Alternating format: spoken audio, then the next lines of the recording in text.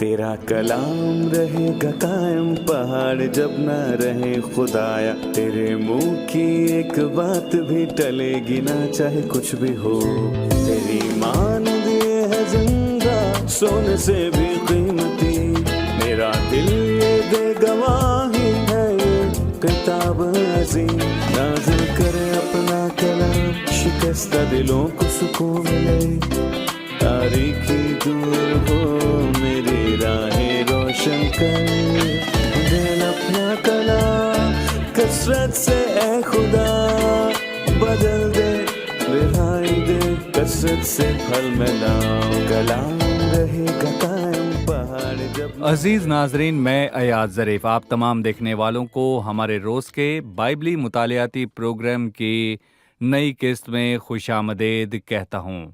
ناظرین، ابھی ہم پطرس رسول کے دوسرے خط کا مطالعہ کر رہے ہیں اور ہم اس کے دوسرے باب میں جھوٹے انبیاء اور گمراہی کے متعلق بات کر رہے ہیں۔ ناظرین، پچھلی قسط میں ہم نے جھوٹے انبیاء کے بارے میں بات کی، ان کے دائرہ کار، ہم نے ان کے اثرات اور عدالت کو بھی دیکھا، جیسے بائبل مقدس نے فرشتوں کے متعلق بیان کیا کہ قدیم دنیا میں پانی کے طوفان کے وقت اور سدوم اور عمورہ کے شہر کے وقت ہم نے سیکھا کہ ان شہروں کو راکھ بنانے سے پہلے خداوند نے لوط کو بچا لیا، کیونکہ لوط راست باز شخص تھا۔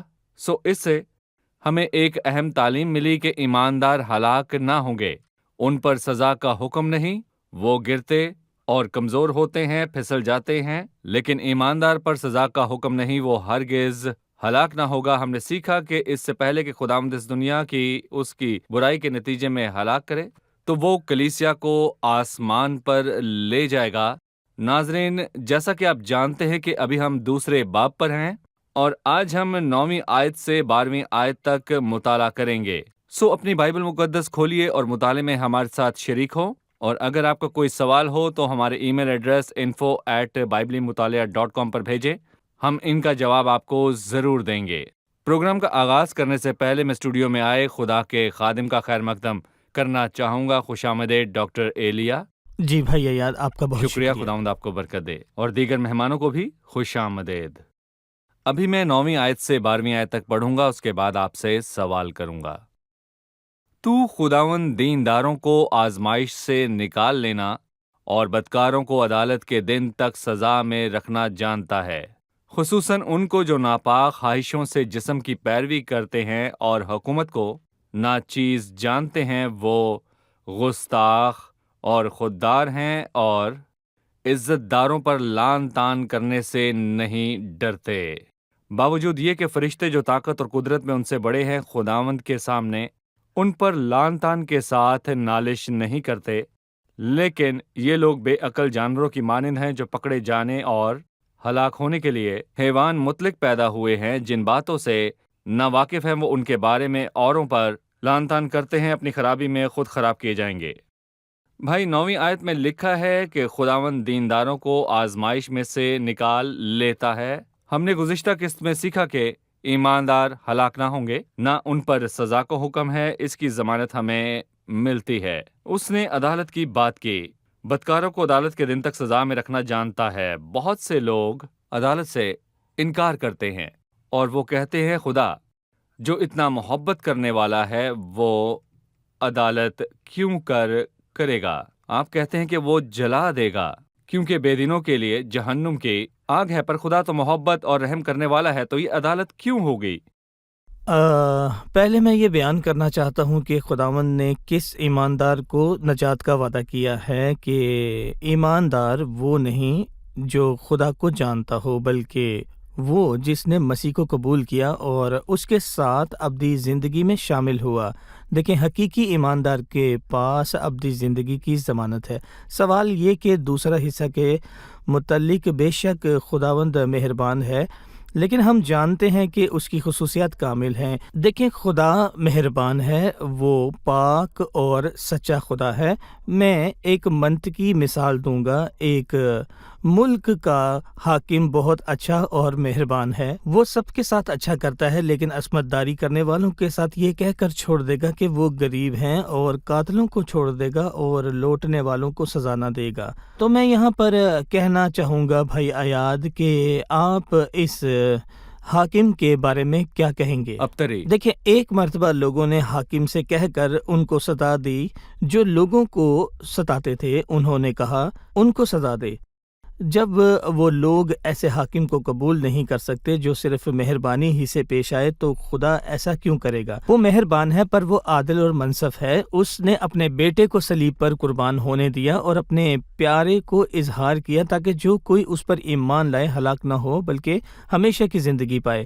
وہ زندوں اور مردوں کی عدالت کرتا ہے، اور ہمارا خدا انصاف کا خدا ہے۔ ٹھیک ہے، یعنی انجیل کے دو پہلو ہیں، اور پہلا نجات ہے اور دوسرا نجات کا انکار کرنے والوں کی عدالت اور ہلاکت۔ جو بیٹے پر ایمان لاتا ہے ہمیشہ کی زندگی اس کی ہے، لیکن جو بیٹے کو نہیں مانتا زندگی کو نہ دیکھے گا بلکہ اس پر خدا کا غضب رہتا ہے۔ ناظرین، ہمیں ہمیشہ یاد رکھنے کی ضرورت ہے کہ استاد اور مناد ہوتے ہوئے جب ہم لوگوں کو ابدی زندگی کی دعوت دیتے ہیں کہ مسیح کو قبول کریں، تو میں آپ کو بتانا چاہوں گا کہ یہ انجیل کی خوبصورت تصویر ہے، لیکن اس کے ساتھ ساتھ ان کو بتائیں مسیح کو رد کرنے والا عدالت کا حقدار ہے۔ اگر وہ مسیح کی صلیب کو قبول نہ کرے تو اپنی صلیب اکیلے ہی اٹھائیں گے۔ جو بیٹے پر ایمان لاتا ہے ہمیشہ کی زندگی اس کی ہے، لیکن جو بیٹے کو نہیں مانتا وہ زندگی کو نہ دیکھے گا بلکہ اس پر خدا کا غضب رہتا ہے۔ بھائی، میں اگلی آیت کی طرف بڑھوں گا، یعنی 10ویں آیت کی طرف۔ اس آیت میں اس نے بدکاروں کی سزا کا ذکر کیا، خصوصاً ان کو جو ناپاک خواہشوں سے جسم کی پیروی کرتے ہیں۔ یہ کون تھے اور انہوں نے کیا کیا؟ ناپاک خواہشوں سے جسم کی پیروی کرنے کے کیا معنی ہیں؟ یہ گفتگو اس باب کے شروع سے ہوئی، جھوٹے انبیاء جو سکھاتے ہیں لیکن اپنی زندگی میں اس پر عمل نہیں کرتے اور اپنی تعلیم سے سادہ لوگوں کو گمراہ کرتے رہتے ہیں، ذاتی مفاد کے لیے ان کو استعمال کرتے ہیں۔ وہ جسم کے اعتبار سے زندگی بسر کرتے ہیں اور جسمانی خواہشوں کی پیروی کرتے رہتے ہیں، یہاں تک کہ وہ اخلاقی برائیوں سے غرق خدا سے بالکل دور ہو جاتے ہیں۔ اور اس کے نتیجہ میں دیکھیں، نوح کے ایام میں خدا نے دنیا کی عدالت کی، خدا نے سدوم اور عمورہ کے شہروں کو راکھ بنا دیا۔ دیکھیں، یہ ان کی اخلاقی برائیوں کا نتیجہ ہے، جو جسم کے اعتبار سے چلتے ہیں، ناپاک خواہش کی پیروی کرتے ہیں، وہ الہی عدالت سے نہ بچیں گے کیونکہ ان کے اندر خدا کا خوف نہیں ہے۔ شکریہ۔ اس کے آگے لکھا ہے حکومت کو ناچیز جانتے ہیں۔ اس کے کیا معنی ہیں؟ یعنی کہ وہ خدا کے احکامات اور اس کے اختیارات کی مخالفت کرتے ہیں۔ باب کے شروع میں انہوں نے خداوند کا انکار کیا جس نے ان کو مول لیا۔ یقیناً وہ جھوٹا استاد اور جھوٹے نبی خدا کے قائم شدہ اختیارات اور اس کی حکومت کی مخالفت کرتے ہیں۔ ہم یہاں پڑھتے ہیں کہ انہوں نے فرشتوں کو بھی مخالف کیا جن کو خدا نے ایمانداروں کی خدمت کا کام سونپا تھا کہ وہ بھی خدا کی راہ سے بھٹک جائیں۔ صحیح، یعنی حکومت کے معنی اس کی اصل زبان میں خداوند سے منسلک اس کی حکومت ہے۔ خداوند سے منسلک یعنی انہوں نے خداوند کی مخالفت کی۔ کوئی کھڑا ہو کر دعا کرتا، گیت گاتا اور خداوند کا نام لیتا ہے، ہمارے خداوند یسوع مسیح کا، جبکہ باطنی طور پر وہ مسیح کی حکومت کی مخالفت کرے، اس مالک کا انکار کرنا جس نے ان کو مول لیا۔ مول لیا۔ ہر کوئی جو خداوند کا نام لیتا ہے ضروری نہیں کہ اس کو اپنا مالک مانے۔ کچھ ایسے ہیں جو اس کی حکومت کو ناچیز جانتے ہیں۔ یہاں لکھا ہے وہ گستاخ، اس لفظ پر اپنی رائے دیجئے، وہ گستاخ ہیں۔ دیکھیں، گستاخ کا لفظ ظاہر کرتا ہے کہ وہ نہ ڈر تھے بلکہ وہ ایسے گستاخ تھے کہ انہیں برائی کرنے میں شرم نہیں آتی تھی، جیسا کہ ایک زناکار عورت کے لیے لکھا گیا ہے کہ وہ کھاتی ہے اور اپنا منہ پونچھتی ہے اور کہتی ہے کہ میں نے کوئی برائی نہیں کی ہے۔ وہ غیر اخلاقی اور بے دین ہیں، وہ گناہ کرتے ہیں اور کہتے ہیں کہ خدا دیکھتا نہیں، میں نے خدا کوئی برائی نہیں ہماری کیا۔ حفاظت کرے۔ ابھی ہم رپورٹ دیکھیں گے، پھر مطالعے میں آگے بڑھیں جی گے۔ ضرور۔ बाइबल मुकद्दस हमें उन इंसानों का मंजर दिखाती है जो जानवरों से भी बदतर हुए। उन्होंने हवस और फ़ोहशपन में अपने लिए खुशी ढूंढी। वो रूहानी चीज़ों से नफरत करते हैं। वो चाहते हैं कि खुदा ज़मीन पर मौजूद सबको सज़ा दे। वो किसी चीज़ से खुश नहीं। वो खुदा और उसके फरिश्तों के खिलाफ कुफर बकने से गुरेज नहीं करते, अपनी मर्जी करते हैं। अफसोस, लोग बहुत गिर गए। उनके पास कोई उम्मीद बाकी नहीं रही। पतरस रसूल ने फरमाया कि वो इन बुरी चीज़ों की बात करते हैं जिनको नहीं समझते। ये हैरानकुन और अफसोसनाक है कि बहुत से होशियार लोग खुदा के कलाम को समझने से कासिर हैं।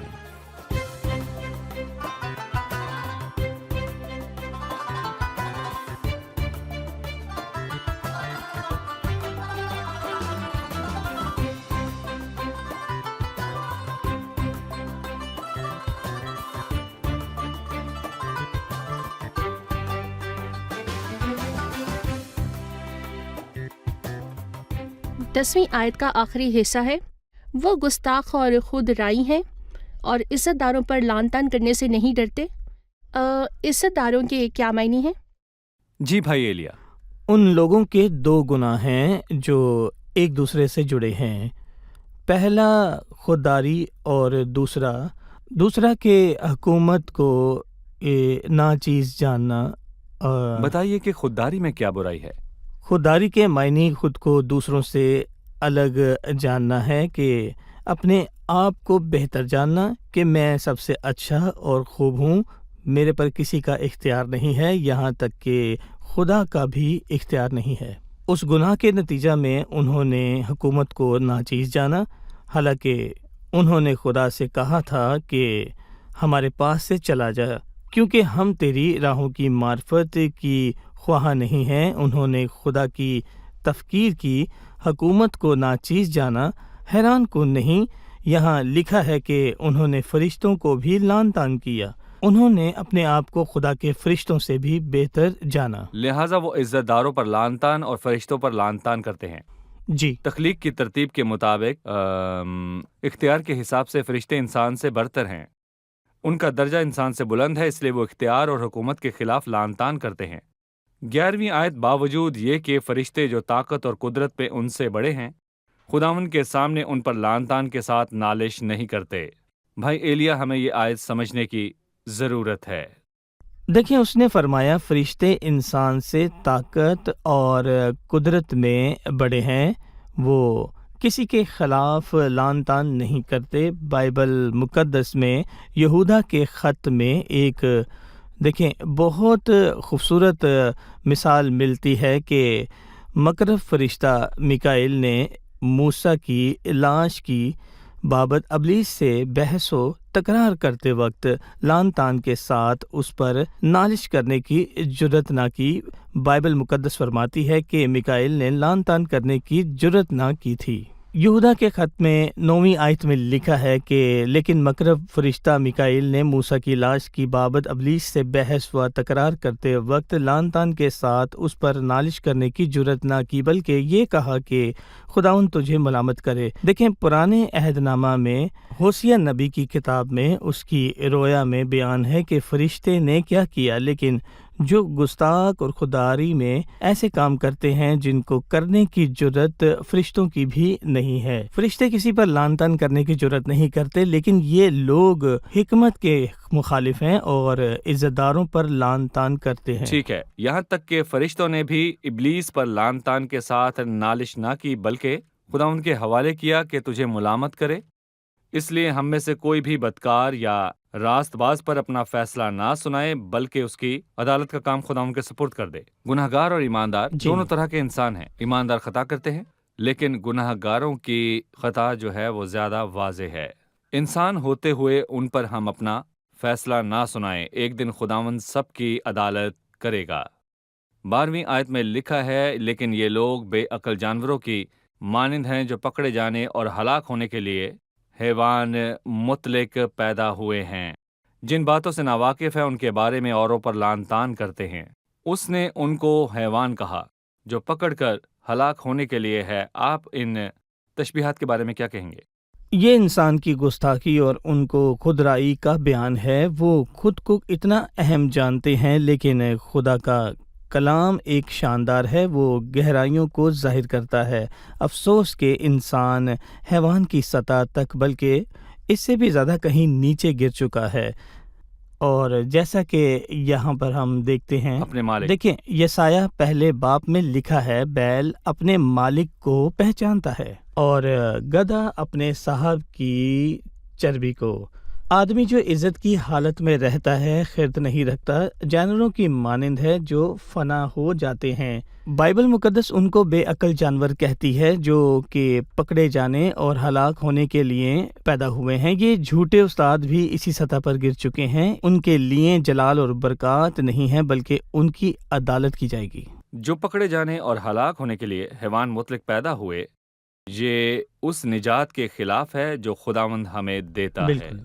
ہمیں مسیح اور ابلیس کے درمیان فرق بتائیے۔ خداوند نے فرمایا، میں اس لیے آیا کہ وہ زندگی پائیں اور کثرت سے پائیں۔ کثرت سے۔ لکھا ہے، چور نہیں آتا مگر چرانے اور مار ڈالنے اور ہلاک کرنے کو۔ ہمیں مسیح اور ابلیس کی فطرت میں فرق بتائیں۔ خداوند یسوع مسیح اس لیے آیا کہ انسان سچ کو ظاہر کر سکے۔ وہ ہمیں نجات دیتا ہے۔ وہ اس لیے آیا کہ زندگی پائیں اور بچ جائیں۔ لیکن جھوٹوں کا باپ یعنی ابلیس انسان کو دھوکہ دیتا ہے۔ وہ انسان کو احساس دلاتا ہے کہ وہی عظیم ہے اور انسان کو کسی چیز کی بھی ضرورت نہیں ہے، جبکہ وہ چراتا اور ہلاک کرتا ہے۔ اس لیے جتنے بھی ابلیس سے دھوکہ کھا چکے ہیں میں ان کو بلاتا ہوں، وہ خود کو بہت بڑا سمجھتے ہیں۔ خداوند یسوع کے پاس آئیں تاکہ وہ آپ کو بچائے اور ابدی زندگی بخشے۔ دیکھیں، خود کو نقصان مت پہنچائیں، خود کو اس چور کے حوالہ مت کر دیں۔ ٹھیک ہے بھائی ایلیا، اس قسط میں گرائے جانے والے فرشتوں کی بات ہوئی۔ آپ نے بتایا کہ شیطان کو آسمان سے گرایا گیا اور اس کے ساتھ فرشتوں کی فوج تھی جو اب آزاد ہیں اور آسمانی مقاموں میں موجود ہیں۔ وہ انسان کو دھوکہ دیتے ہیں۔ پطرس رسول نے کہا، پطرس رسول نے ابلیس کے بارے میں فرمایا، ابلیس گرجنے والے شیر ببر کی طرح ڈھونڈتا پھرتا ہے کہ کس کو پھاڑ کھائے، یعنی وہ آزاد ہے۔ لیکن پطرس رسول نے ایک اور گروہ کی بات کی ہے۔ یہودا نے بھی اس کے لیے لکھا ہے کہ وہ زنجیروں سے بندھے ہیں۔ بھائی ایلیا، آپ ہمیں شیطان کے متعلق یہ بیان کریں، وہ کیوں کر گرا، اس کے گرنے کے مراحل اور اس کی آخری عدالت کے متعلق بتائیں۔ مطلب وہ مقرب فرشتہ تھا لیکن وہ زمین پر گرایا گیا کہ ہمیشہ کے لیے جہنم میں جانے سے پہلے یہاں رہے۔ اس کے بارے میں آپ کی کیا رائے ہے؟ جی، ہم خداوند کا شکر کرتے ہیں کہ اس کا کلام ہمیں سب سکھا دیتا ہے۔ ہمارا مقصد شیطان کے بارے میں نہیں بلکہ ہمیں خداوند یسوع مسیح کے بارے میں سیکھنا ہے جو ہمارا عظیم نجات دہندہ اور ابدی بادشاہ ہے۔ بائبل مقدس میں یہ 7 چیزیں موجود ہیں جو شیطان کے زمین پر گرائے جانے کو ظاہر کرتی ہیں۔ پہلا مرحلہ، اس نے غرور کیا اور مخالفت کی۔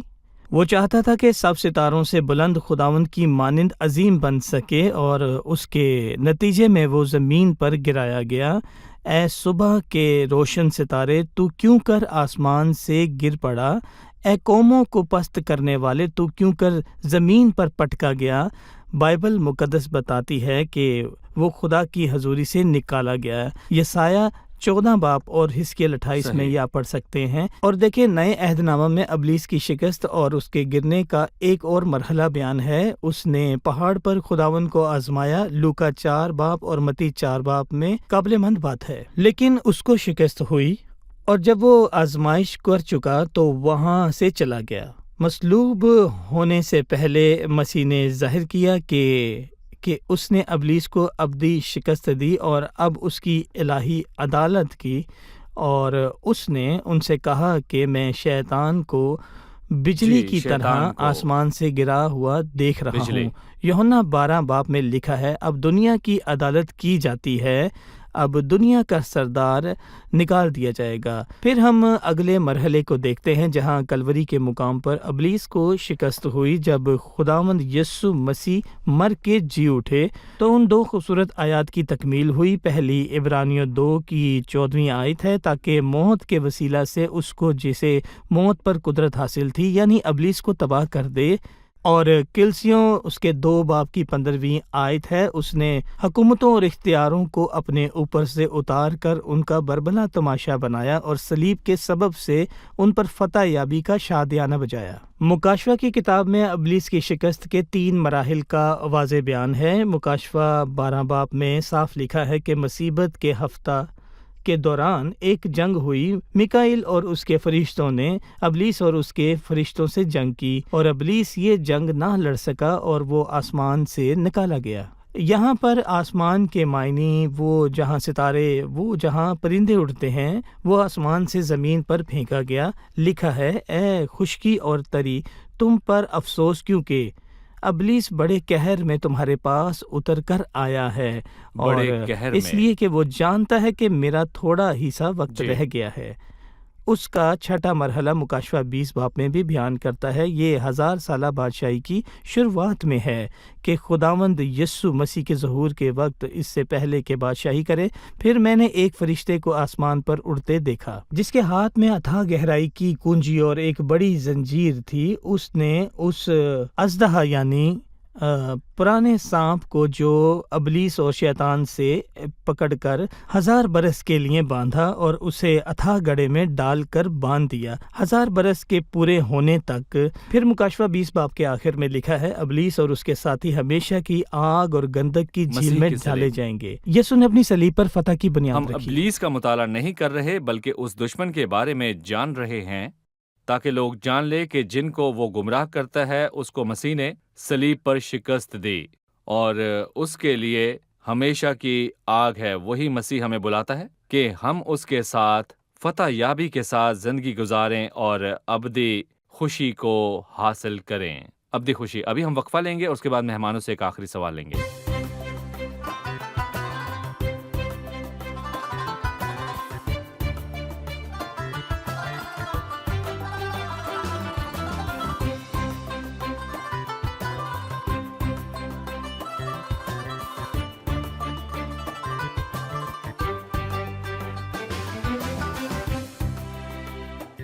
بارہویں آیت میں لکھا ہے، لیکن یہ لوگ بے عقل جانوروں کی مانند ہیں جو پکڑے جانے اور ہلاک ہونے کے لیے حیوان مطلق پیدا ہوئے۔ جن باتوں سے واقف ہے ان کے بارے میں اوروں پر لعن طعن کرتے ہیں، اس کے کیا معنی ہے؟ جی بھائی۔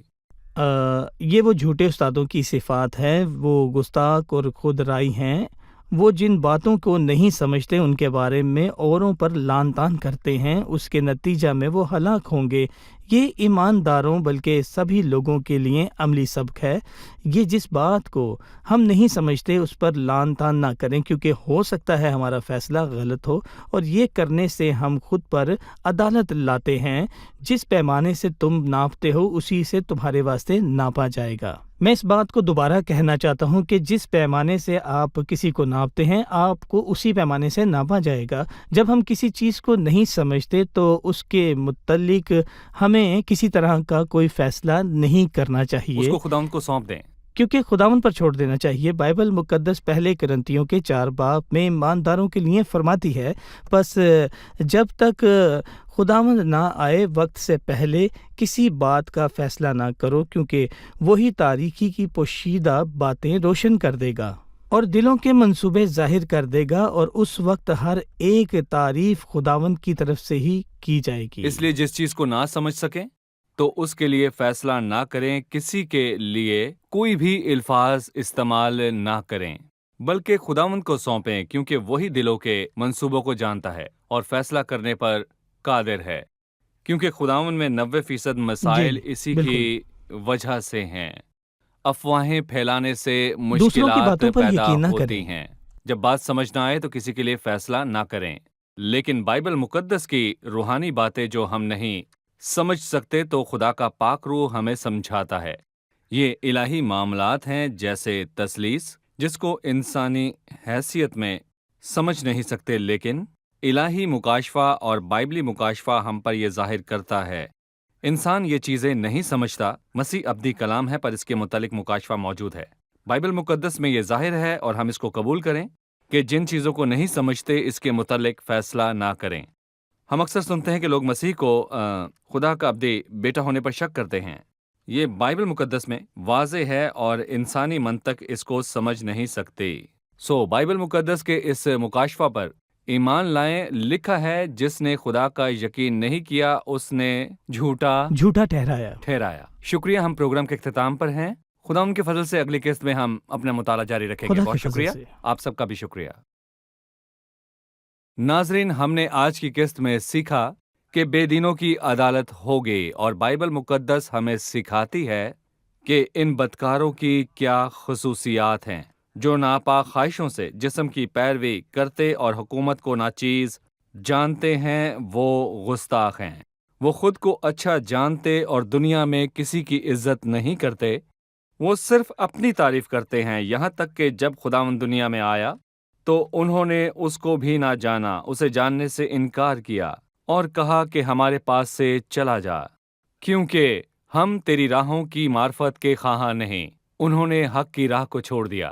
ناظرین، عدالت ان لوگوں کی منتظر ہے۔ عزیز ناظرین، خدا محبت کرنے والا اور مہربان ہے۔ وہ پاک ہے، منصف ہے، اس لیے انکار کرنے والوں کی عدالت کرے گا۔ اس نے اپنے فضل سے ہمارے کفارے کا انتظام کیا۔ وہ صادق ہے، وہ ہمیشہ درست فیصلہ کرتا ہے۔ وہ رحیم ہے، وہ پاک ہے، اور میرے عزیزو، اس کو گناہ سے نفرت ہے۔ میں آپ سے کہتا ہوں، اپنی زندگی سے نہ کھیلیں، اپنی عاقبت کو کھو نہ دیں۔ مسیح کو قبول کریں، اگر ایسا نہیں کرتے تو آپ کی عدالت ہوگی۔ مسیح کو قبول کیجئے تاکہ ابلیس کے ہاتھ سے بچ جائیں، تو آپ کی زندگی بدل جائے گی۔ عزیزو، مسیح کو قبول کیجئے تاکہ آپ عزت دار ہوں۔ آپ کے پاس ابدی زندگی ہوگی۔ جسمانی خواہشوں کی پیروی مت کیجیے، ناپاکی میں غرق نہ ہوں۔ اگر آپ ان چیزوں سے بچیں گے تو آپ عزت پائیں گے، کیونکہ مسیح کے پیروکار عزت دار ہیں۔ مسیح کو قبول کریں گے تو مسیح آپ کی زندگی کو تبدیل کر دے گا۔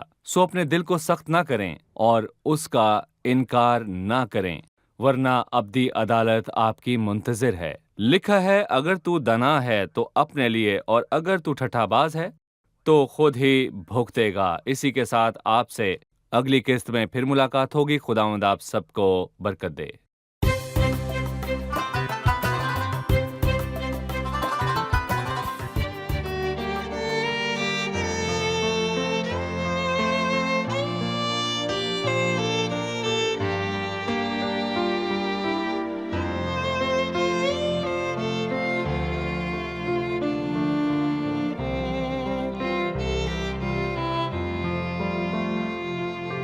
يا ترى أي صديق مثل فدينا الحبيب يحمل الأثقال عنا وكذا الهم المذيب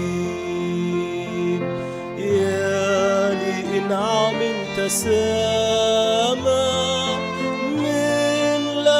رب النجاة إننا نلقي عليه كل حمل بالصلاة۔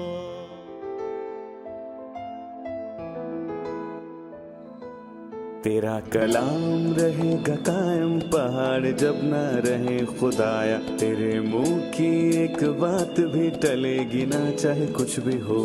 تیری مان زندہ سونے سے بھی قیمتی، میرا دل یہ دے گواہی ہے، یہ کتاب عظیم نازل کرے اپنا کلام، شکستہ دلوں کو سکون ملے، تاریکی دور ہو میری راہیں روشن کر، دل اپنا کلام کثرت سے اے خدا بدل دے، رہائی دے کثرت سے پھل میں نام، کلام رہے گا قائم، پہاڑ جب نہ رہے خدایا، تیرے منہ کی ایک بات بھی ٹلے گی نہ، چاہے کچھ بھی ہو۔